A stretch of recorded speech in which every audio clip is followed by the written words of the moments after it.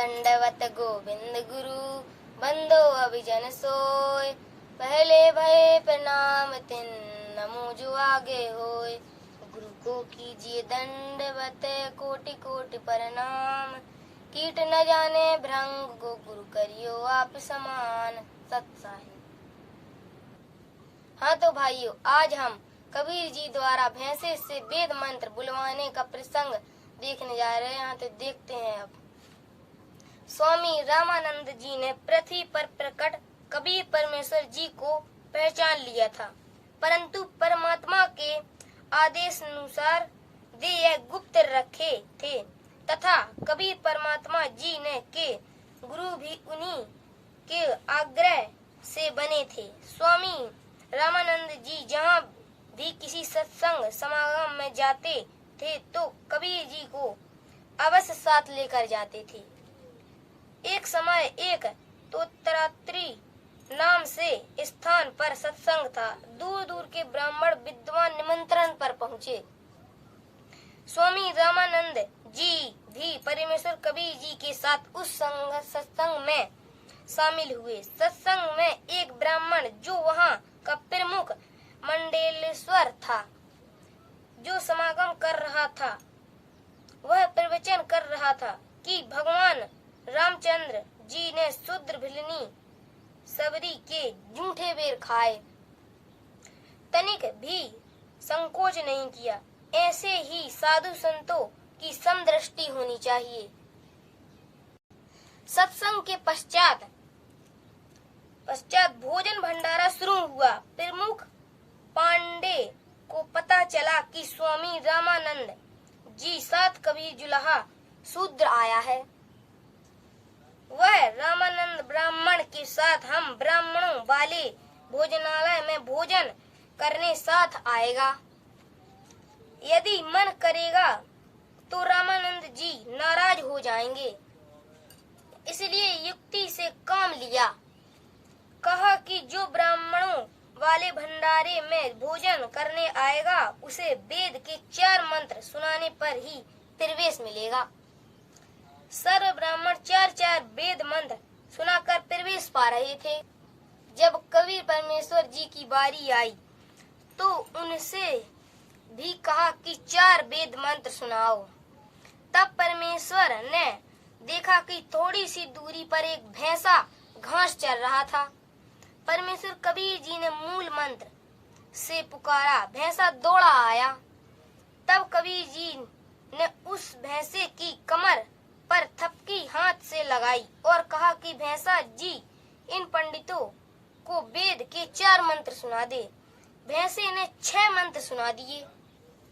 भैंसे ने यजुर्वेद अध्याय 5 मंत्र 32, अध्याय 29 मंत्र 25, ऋग्वेद मंडल 9 सूक्त 86 मंत्र 26, ऋग्वेद मंडल 9 युक्त 96 मंत्र 17, ऋग्वेद मंडल 9 सूक्त 94 मंत्र 1 तथा युक्त 95 मंत्र 2 सुना दिया।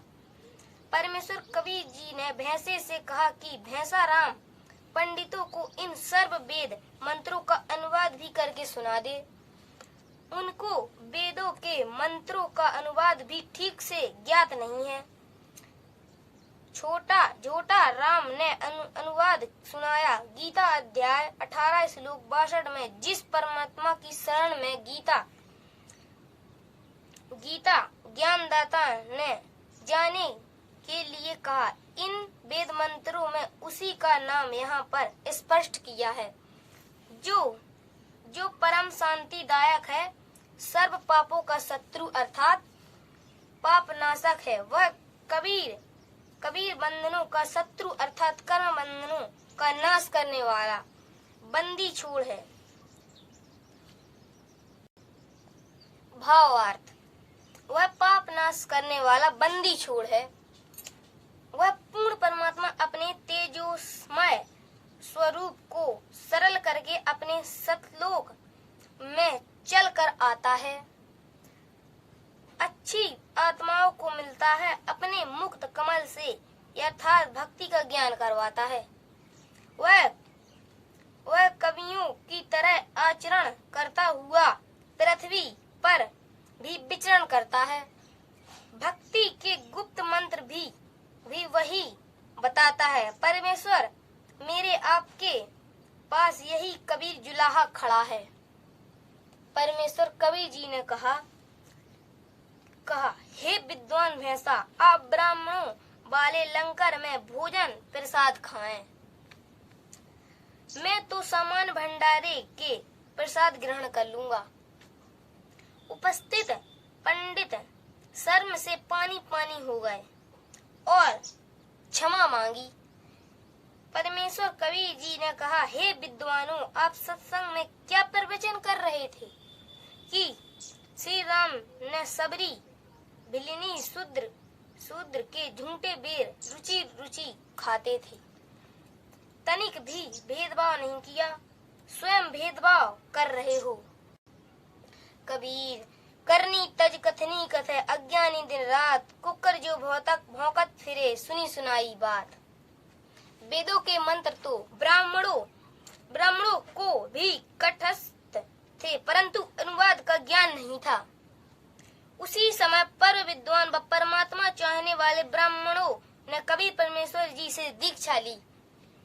इस प्रकार परमेश्वर कबीर जी ने अपनी प्रिय आत्माओं को काल के जाल से निकालकर अपनी शरण में ले लिया। उस सत्संग में उपस्थित हजारों की संख्या में अन्य श्रोताओं ने भी यह लीला देखी और दीक्षा प्राप्त करके अपना जीवन धन्य किया। बंदी छोड़ सतगुरु रामपाल जी,